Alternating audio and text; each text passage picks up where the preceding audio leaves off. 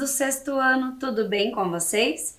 Eu sou a professora Andressa e hoje estaremos vendo a aula número 27 de Robótica Educacional. Sejam todos muito bem-vindos!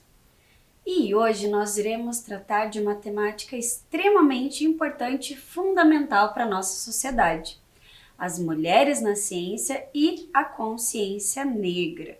Então vamos ver um pouquinho sobre a consciência negra. Observem comigo ali na tela. O Dia Nacional de Zumbi e da Consciência Negra, celebrado em 20 de novembro, foi instituído oficialmente pela Lei nº 12.519/2011.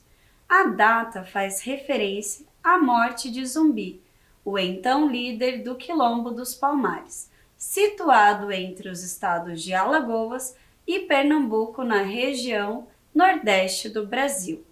Então, devido ao Dia da Consciência Negra, eu trouxe para vocês hoje a temática das mulheres cientistas para celebrarmos esse dia e para vocês conhecerem inúmeras mulheres que foram ilustres dentro da ciência.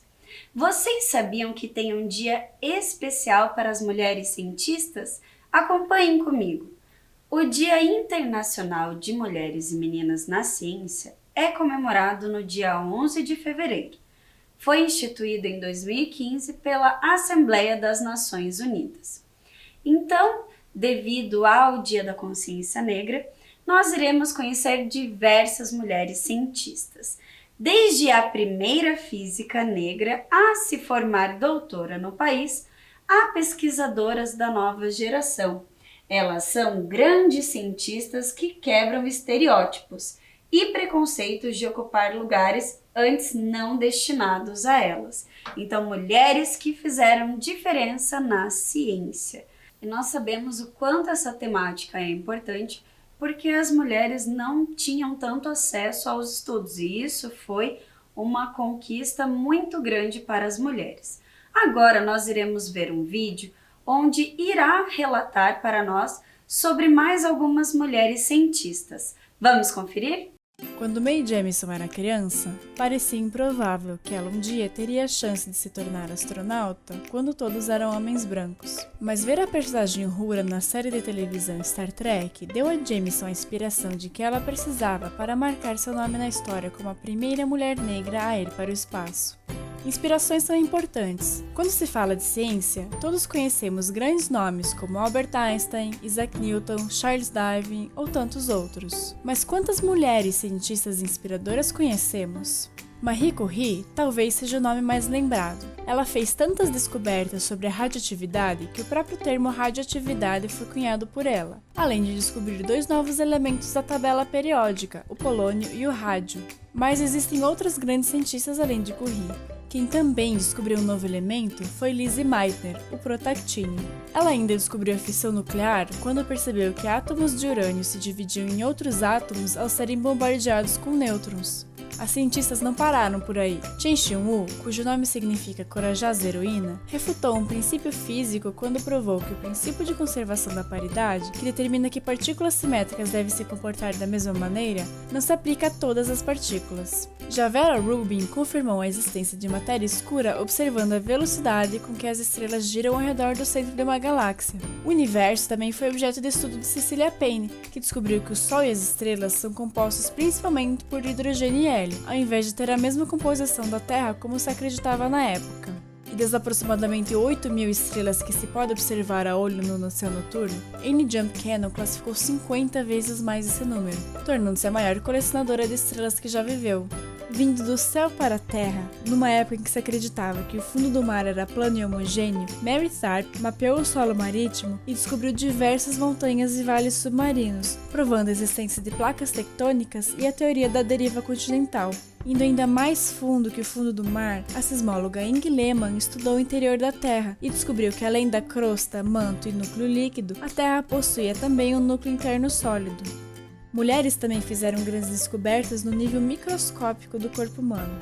Rosalind Franklin tirou fotografias do DNA que a permitiram ver que a molécula tinha uma estrutura de dupla hélice. Barbara McClintock descobriu a transposição genética, a capacidade dos genes de mudarem de lugar no cromossomo e ligar e desligar, um fenômeno ligado a mutações genéticas e com um importante papel na evolução das espécies. Nat Stevens descobriu que são os cromossomos X e Y que determinam o sexo de um bebê na hora da concepção, e não a temperatura do ambiente, a alimentação da mãe ou outros fatores externos, como se acreditou por muito tempo.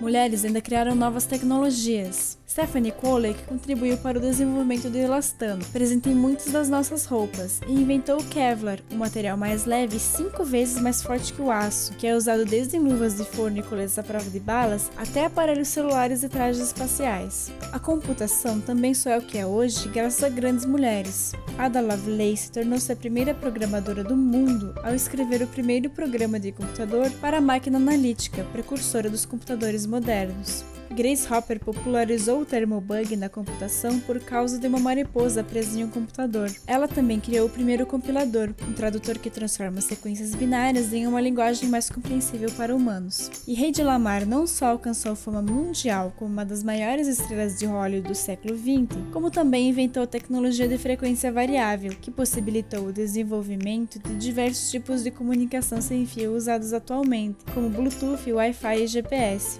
Essas mulheres são apenas alguns exemplos dentre tantos outros que provam que não há limites para uma cientista. Do interior das células do corpo humano aos computadores, de um minúsculo átomo aos confins do universo, elas venceram barreiras e fizeram grandes descobertas, tornando-se pioneiras em seus campos e mostrando que ciência também é coisa de mulher. Hoje, elas são inspiração para você também alcançar os seus sonhos.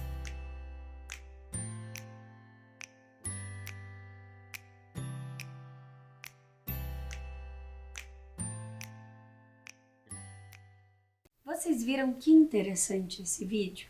E durante a nossa aula nós iremos conhecer e rever algumas cientistas. Vamos conferir? A primeira é a Katherine Johnson. Observem comigo. Filha de um fazendeiro e professora, a matemática nasceu em 26 de agosto de 1918 em Virgínia, Estados Unidos. Seu brilhantismo era evidente desde cedo. Aos 10 anos já cursava o ensino médio. Dando continuidade, entrou para a Universidade Estadual de West Virginia aos 14 anos, onde se graduou em matemática e francês. Em 1937, começou a dar aula em uma escola pública para negros. Então aqui nós já podemos observar que ela começou a se dedicar aos estudos desde muito nova. E dando continuidade, sua habilidade com matemática era incrível, sendo uma parte essencial da equipe que calculou a rota para a primeira missão tripulada à Lua em 1969. Ela fez maior parte dos cálculos do projeto e também ficou encarregada de verificar as contas dos novos computadores mecânicos da NASA. Então essa missão, ela foi sobre o Apollo. Lembram que nós já vimos em diversas aulas da história e até dentro da ciência que o Apollo foi a primeira vez que o ser humano foi para a Lua. E a Katherine Johnson foi a pessoa que auxiliou a calcular toda essa rota. Dando continuidade, a matemática tinha de ser perfeita para que os tripulantes da Apollo voltassem à Terra em segurança.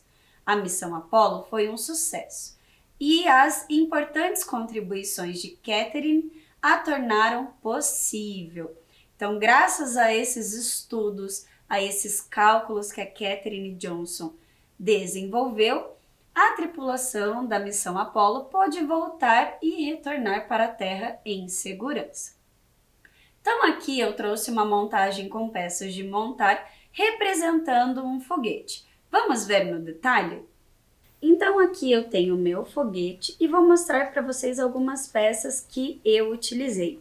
Aqui eu fiz um mix de peças, então eu utilizei as peças de montar e peguei as vigas do nosso kit EV3 para dar sustentação à minha estrutura do foguete. E aqui também eu coloquei uma bonequinha para representar as nossas mulheres na ciência. E agora vou convidar a professora Júlia para participar do Momento Maker aqui na nossa aula. Olá, professora Júlia, tudo bem com você? Tudo ótimo, e você, prof?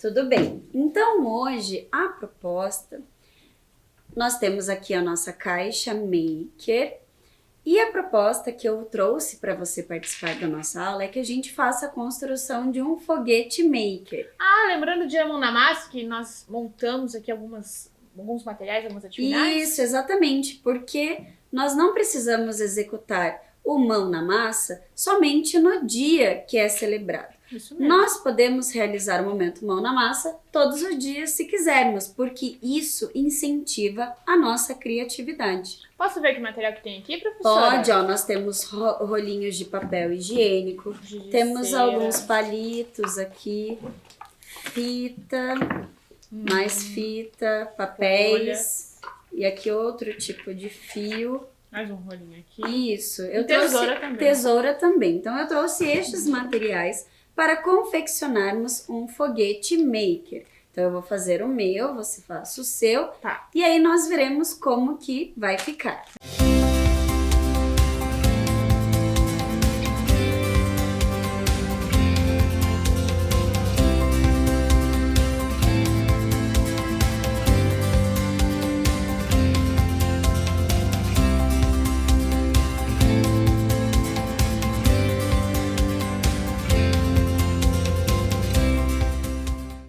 E aí, professora Júlia, o que você achou? Você sentiu dificuldade de desenvolver? Que materiais que você utilizou? Como foi essa experiência para você? Então, no início eu achei que eu não ia conseguir, mas eu fui pegando uns palitos aqui, o papelão, rolinho de papel, e fui colocando alguns adereços, uma fita, um arame aqui colorido, e eu consegui, acho que, fazer aqui o meu foguete maker. Ele ficou um pouquinho diferente, mas bem criativo. E o seu? Então, eu utilizei poucas coisas, né? Eu utilizei palitos de sorvete, uma fita, rolinho de papel, encapei o meu rolinho, né, para não aparecer, e coloquei também um enfeitezinho com arame colorido. Bem legal. Então é isso, né, professora Andressa? Essa atividade ficou bem mão na massa. Isso mesmo, professora Júlia. E você também pode fazer a sua construção maker, o seu foguete maker, ou qualquer outra construção que achar bacana. Então, professora Júlia, agradeço a sua participação. Muito obrigada. Obrigada, professora Andressa. Tchau! E é claro que na aula da robótica não poderia faltar uma montagem com o nosso kit Ludobot. Então, eu trouxe aqui para vocês uma montagem representando a translação e a rotação. Vocês lembram desses movimentos? O que significa cada um deles? Rotação é quando a Terra gira em torno do próprio eixo. E o movimento de translação é quando a Terra faz em torno do Sol. Então, nós iremos ver em funcionamento esta montagem representando essas movimentações. Então, aqui eu tenho o Sol, eu tenho a Terra e tenho a Lua para representar tudo isso. Vamos conferir? Então, vou ligar aqui. E vocês podem observar que nós não utilizamos uma linha preta, utilizamos uma linha azul. E isso também nós podemos configurar na nossa programação utilizando o seguidor de linhas. Vamos ver então em funcionamento? Então vou ligar aqui o meu Ludobot para ele realizar os movimentos. Então vocês podem observar, que a Terra está girando em torno do seu próprio eixo, a Lua está girando em torno da Terra e a Terra está girando em torno do Sol, realizando então os movimentos de rotação e translação. Então agora eu vou desligar e vou mostrar para vocês mais no detalhe como foi toda essa construção. Então vou retirar aqui o meu Sol para nós vermos mais de perto. Então aqui, vou retirar aqui para vocês observarem melhor. Nós temos uma peça que eu acho que eu ainda não tinha trazido para vocês. É um motor DC. Ele também tem nos nossos kits de robótica do Ludobot que se encontram nas escolas. Esse motor, ele é utilizado com uma plaquinha chamada M-Cook. É ela que faz essa ligação com o nosso M-Center, com o nosso cérebro do Ludobot. Então aqui nós utilizamos o motor DC, essa plaquinha verde aqui, utilizamos também as vigas, os conectores, eixos, rodas e os cabos para fazer a conexão. E aí colocamos aqui um outro conector com um eixo e um outro conector para dar sustentação tanto à Terra quanto à Lua. E agora, dando continuidade, nós veremos uma outra cientista que foi super importante e fundamental para a nossa história e sociedade. A Enedina Alves, e ela é daqui de Curitiba. Acompanhem comigo. Enedina Alves Marques nasceu em Curitiba, Paraná, no dia 13 de janeiro de 1913. Durante a sua trajetória escolar, Enedina sempre gostou de matemática e das outras ciências exatas.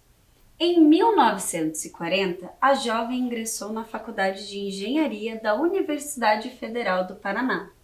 Enedina concluiu o curso em 1945, tornando-se a primeira mulher engenheira do estado paranaense e também foi a primeira mulher negra que conquistou esse título. E agora nós veremos um vídeo sobre mais a vida de Enedina. Vamos conferir? Enedina Alves Marques foi a primeira negra a se formar em engenharia no Brasil. O grande desafio de Enedina foi transpor um espaço prioritariamente masculino e branco, contexto cultural do início do século XX. Para conseguir realizar seu objetivo de estudar, Enedina foi doméstica, depois conseguiu ser normalista e professora, até que em 1945 se graduou em engenharia pela Universidade Federal do Paraná. Foi a primeira mulher engenheira do Paraná e ficou à frente da construção da usina Capivari Cachoeira, tendo também trabalhado no plano hidrelétrico do estado. A engenheira Enedina Alves Marques foi uma mulher negra brasileira que sonhou e conquistou seu espaço. Vocês viram que bacana e interessante toda essa vida e trajetória da Enedina? E agora iremos conhecer outra mulher fantástica que foi um marco para a nossa ciência, Annie Isley. Vamos conferir? A matemática e cientista da computação da NASA foi uma das responsáveis pelo primeiro lançamento bem-sucedido de um foguete em 1963. A partir da década de 1970, ela participou de projetos sobre energias renováveis, implementando programas que auxiliaram na produção de energia solar e energia eólica. E dando continuidade, um de seus principais feitos foi desenvolver códigos e programas de computador utilizados para estudar os efeitos das fontes de energia renovável, como a produção de energia solar e eólica. Então a Annie dedicou seus estudos às fontes de energias renováveis, sendo a solar e a eólica. E eu trouxe aqui algumas montagens para nós representarmos a energia eólica. Então vou mostrar aqui a minha primeira montagem utilizando peças de montar.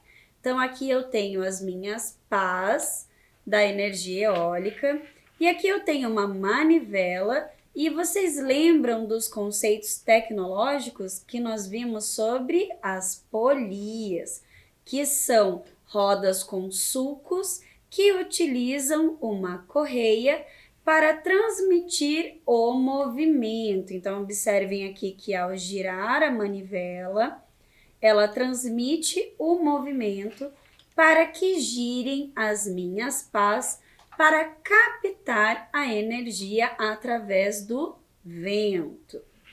E agora nós veremos outra montagem utilizando o nosso kit Ludobot. Então aqui, ó, vocês podem observar que eu utilizei vigas, eu utilizei uma engrenagem e utilizei também um eixo que ele se encaixa no motor. Então aqui, ó, vocês podem ver, ó, que nós temos aqui o formato de um X, aonde nós encaixamos o eixo para que realize o movimento exercido pelo motor. Então aqui eu tenho também o meu M-Center, o meu cabo para transmitir a informação do cérebro para o motor, e aqui eu utilizei também conectores com 4 lados e vigas para dar sustentação à minha montagem. Então, como que eu realizei a programação dessa montagem? Vocês lembram que era essencial sempre utilizar a bandeirinha verde. Então, eu peguei o bloco quando bandeirinha verde for utilizada e após eu peguei o bloco sobre o motor. Vocês lembram da cor do bloco? Era a cor vermelha.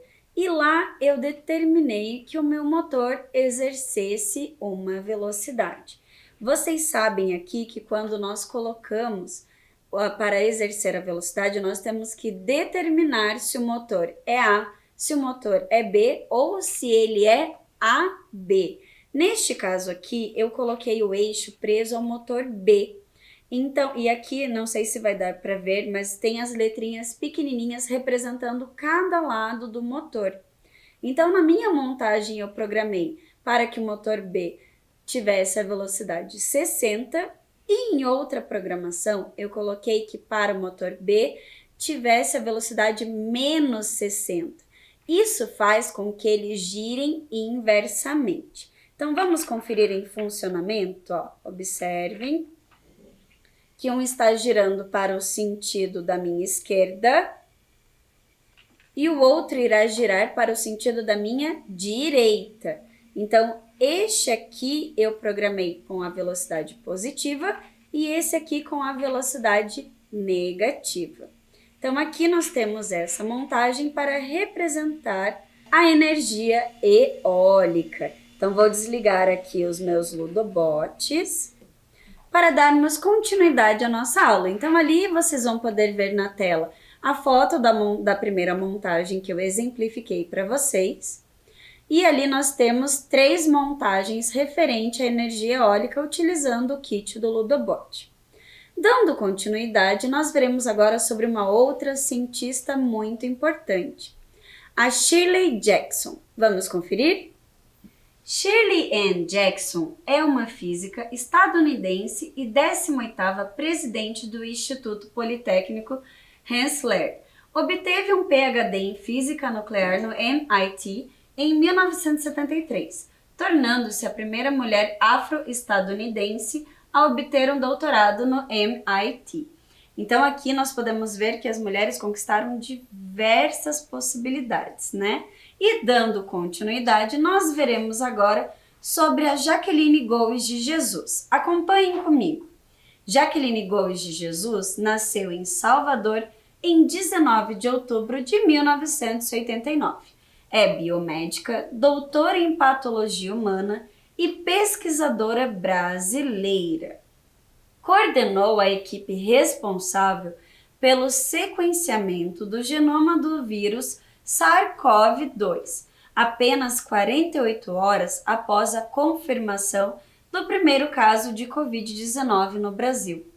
Também fez parte da equipe liderada por pesquisadores ingleses que sequenciou o genoma do vírus Zika.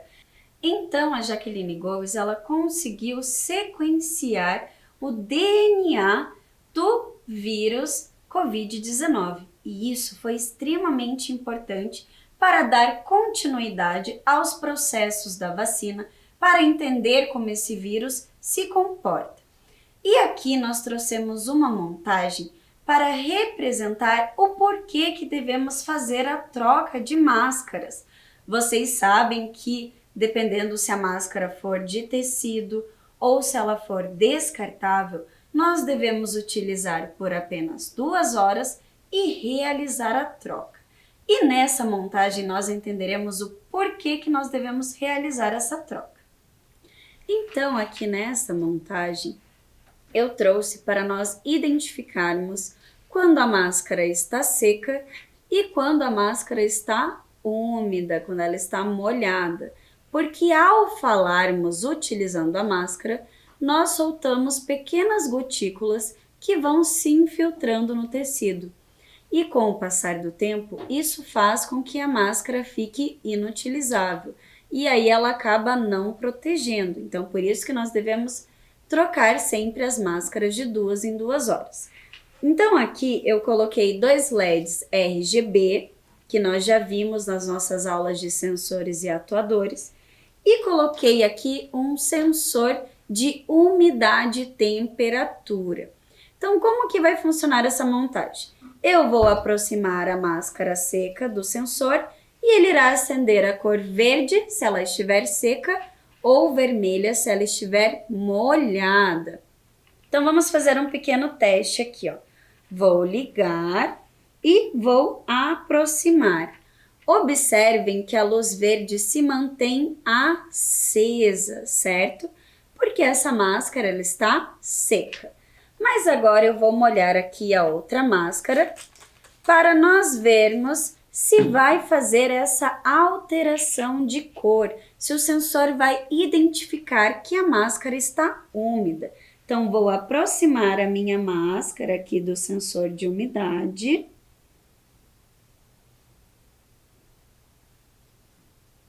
E vejam só, ele demora um tempinho para captar, mas apontou para nós que ficou vermelho, que a máscara está úmida.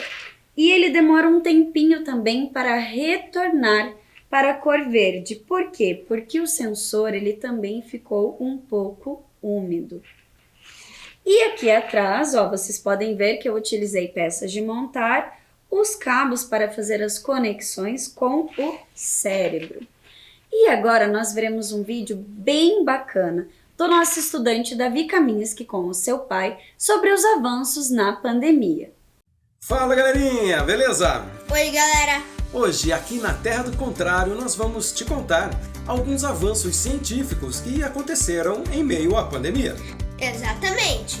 Por pior que esteja sendo essa pandemia, nós também precisamos mostrar as coisas boas que a ciência vem fazendo. Exatamente.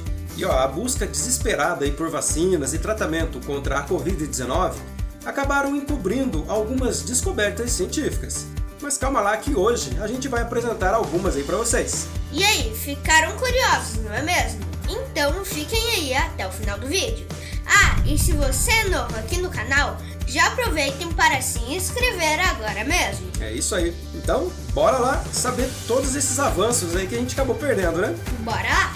Eu sou Heraldo Kaminski. Eu sou o Davi Kaminski. E vocês estão prestes a conhecer alguns avanços científicos aqui na Terra do Contrário.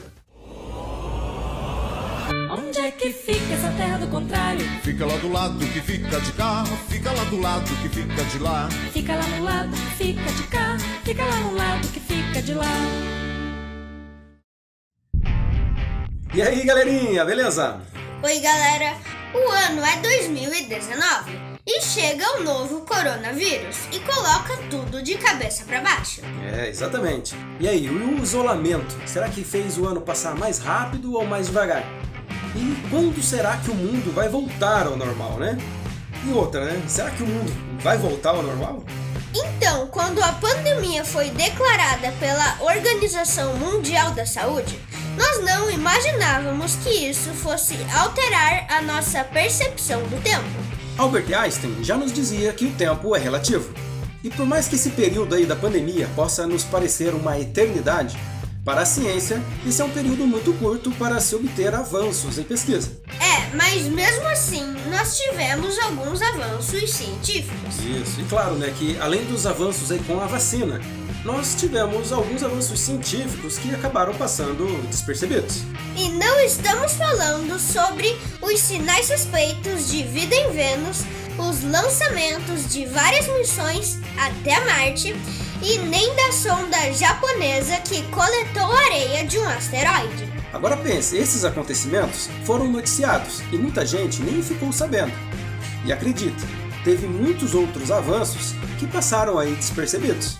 Então, o coronavírus contribuiu para a colaboração entre muitas equipes de pesquisas. Isso, e claro, né, que esta colaboração ela já existia antes, mas a pandemia fez com que os cientistas unissem forças para obterem aí o resultado o mais rápido possível. E diante de tanta colaboração, tem tido avanços no sequenciamento do vírus. E com isso, a gente percebe que ele evoluiu com o passar do tempo. E sem contar, é claro, com os avanços em testes e a corrida pela vacina.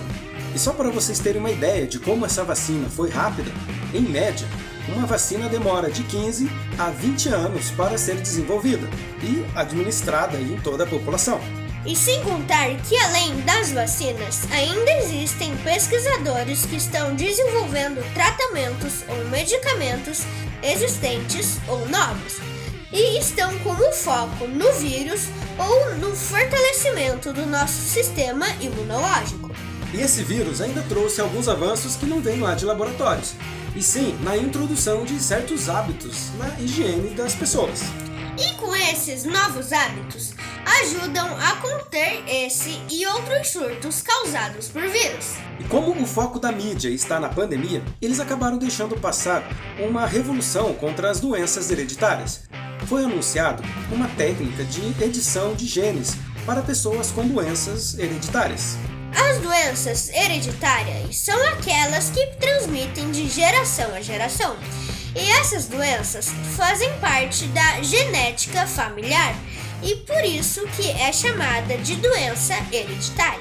A terapia chamada de CTX-001 envolve a remoção de células-troncos do sangue de um paciente e corrigindo o erro genético em um laboratório, e depois devolvido ao corpo do paciente.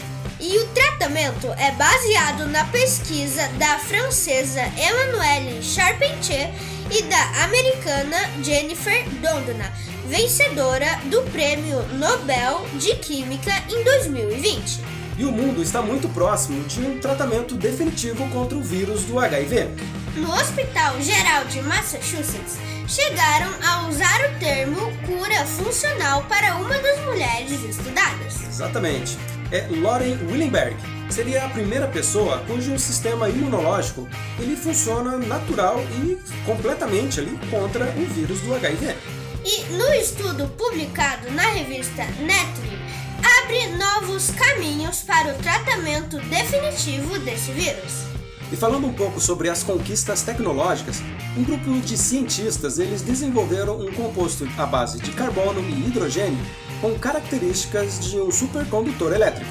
Esse tipo de material já vem sendo buscado há décadas por muitos cientistas e será muito importante para a economia de eletricidade.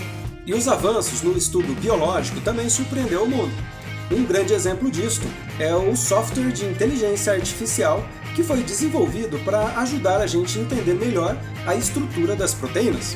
As proteínas são formadas a partir do material genético de uma célula, que traduz a sequência de letrinhas do DNA em sequência de aminoácidos, formando as proteínas. Isso mesmo. E elas desempenham diversas funções, desde estruturais aí no seu corpo, até mesmo combater doenças no seu sistema imunológico. O detalhe é que as proteínas apresentam uma estrutura tridimensional que se forma depois de sua síntese do DNA, e até então não se compreendia e nem conseguiam recriá-la. Mas através desse software é possível prever o funcionamento da biologia de alguns seres vivos, além, é claro, do desenvolvimento de alguns medicamentos. E por isso a importância da ciência para o mundo, pois sem ela nós não seríamos capazes de entender coisas simples até as mais complexas. Exatamente. E se vocês gostam aí da ciência e apoiam, igual a gente aqui na Terra do Contrário, compartilhem esse vídeo aí com seus amigos. Eles vão gostar aí de saber os avanços que a ciência teve durante a pandemia. Bem isso, né, pai? Compartilhe informação porque é muito melhor do que ficar espalhando notícia falsa por aí. Exatamente. E aí, galerinha, o que vocês acharam aí do nosso vídeo de hoje? Muito legal descobrir alguns avanços científicos aí, não é mesmo? Bem legal, né, pai? Ainda mais que a gente viu a importância da ciência para a humanidade. Exatamente. Então vamos apoiar e valorizar cada descoberta científica, pois ela pode acabar se tornando algo indispensável aí para nossa vida. E se vocês gostaram do vídeo de hoje, não se esqueçam de deixar seu like. É isso aí. E se vocês quiserem aprender mais fatos e curiosidades científicas, a gente vai se ver sempre aonde? Aqui na Terra do Contrário. Até mais, galerinha. Até o próximo vídeo. Tchau, galera. Fui!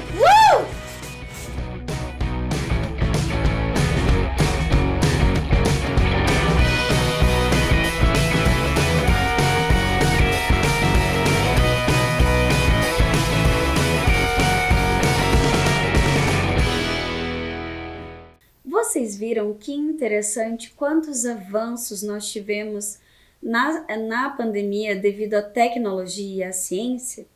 E para encerrarmos a nossa aula, eu trouxe um vídeo produzido pela professora Julie por mim sobre mais algumas mulheres negras na ciência. Vamos conferir?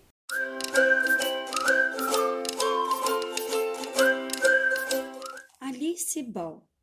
Era uma vez um tempo em que não havia cura para a lepra, uma doença que ataca deixar as vítimas terrivelmente desfiguradas. Como não havia tratamento e as pessoas acreditavam que a lepra era muito contagiosa, os doentes costumavam ser isolados em colônias de leprosos, onde não tinham nada para fazer além de esperar a morte, ou descobrir uma cura. Na busca por essa cura, uma jovem química incrivelmente talentosa do Havaí, Alice Ball, estudou as propriedades de um óleo extraído de uma planta chamada Shou Mu Gra. Esse óleo era usado na medicina chinesa e indiana tradicional, em doenças de pele, e já tinha sido utilizado para tratar lepra, mas com resultados diversos. Ora funcionava, ora não. Por que não funciona toda vez? Era a pergunta incessante de Alice. Ela se uniu a um médico no hospital em Honolulu para tentar descobrir a resposta dessa pergunta. Alice desenvolveu um método para separar os elementos ativos do óleo e criar um extrato novo, que poderia ser injetado direto nas veias do paciente, com resultados incríveis. Infelizmente, Alice morreu antes de conseguir publicar suas descobertas. Então, a Universidade do Havaí fez isso por ela, mas sem lhe dar o crédito. O presidente da universidade, inclusive, chamou a técnica de extração do método Dean, como se ele mesmo tivesse inventado. Muitos anos depois, a contribuição maravilhosa de Alice Ball foi enfim reconhecida. Agora, a cada 4 anos, no dia 29 de fevereiro, o Havaí celebra o Dia de Alice Ball. Alice foi a primeira pessoa afro-americana e a primeira mulher a se formar na Universidade do Havaí. Amina Gurib Fakim, presidenta e cientista. Em uma nação insular do Oceano Índico chamada Maurício, viveu uma garota que queria saber tudo sobre plantas. O nome dela era Amina. Ela estudou a biodiversidade, analisou centenas de ervas e flores aromáticas e medicinais. Estudou suas propriedades e viajou por vilarejos rurais para aprender como os curandeiros tradicionais, como eles usavam as plantas em seus rituais. As plantas eram suas amigas. Sua árvore favorita era o baobá, porque ele é muito útil. tem um reservatório de água no tronco, suas folhas são capazes de curar infecções e sua fruta, chamada de maçã de macaco, contém mais proteínas que o leite humano. A Mina achava que era possível aprender muito com as plantas. Plantas como benhojim, por exemplo. As folhas do benhojim têm formas e tamanhos diferentes. Animais não comem plantas que não conhecem. Eles tendem a deixar essa planta em paz. Muito esperto, não acha? Ela via as plantas como laboratórios biológicos vivos, repletos de informações vitais para os humanos e para todas as outras espécies. Toda vez que uma floresta é cortada, perdemos um laboratório inteiro, um laboratório que nunca mais será recuperado.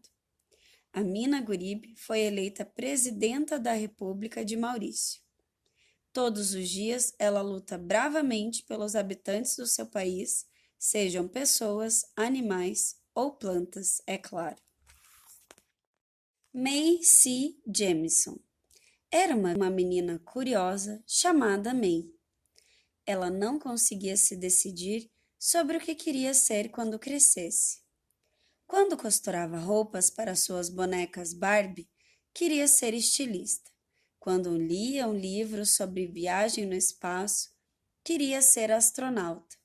Ao consertar um brinquedo quebrado, pensava que engenharia era uma escolha melhor.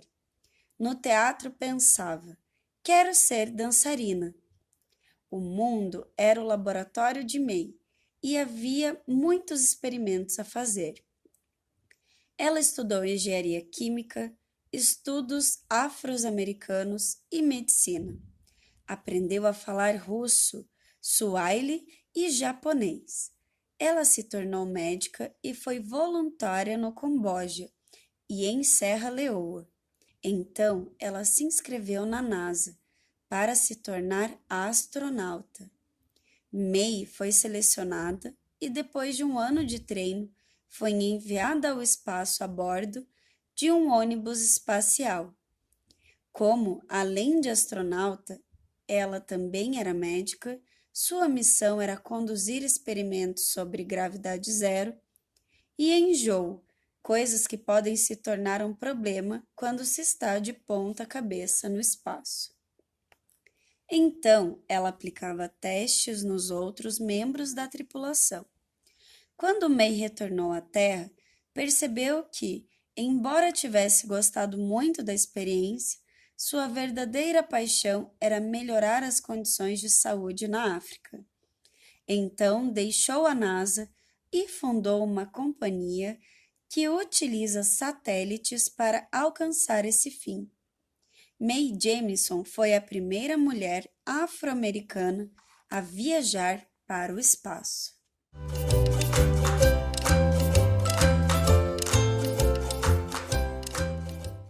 Vocês viram quantas contribuições essas mulheres fizeram para a nossa sociedade?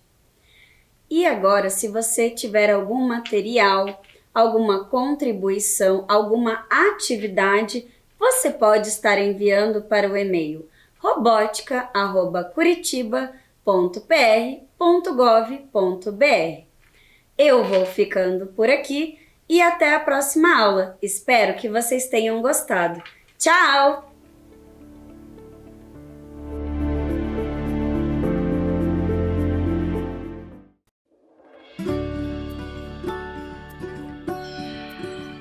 Gente, se preparem porque hoje o conteúdo vai ser especial.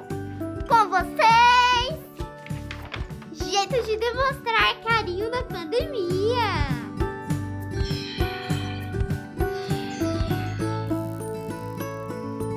Jeito número 1, o pezinho.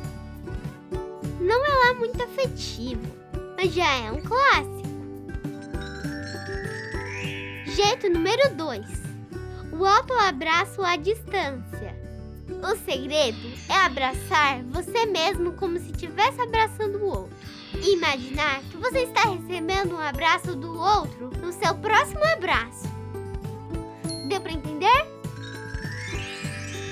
Jeito número 3. A dancinha sincronizada. Esse é só pra quem gosta de uma diversão. Vocês combinam uma dancinha e bora se divertir com seus amigos. Jeito número 4. O jeito que você inventar.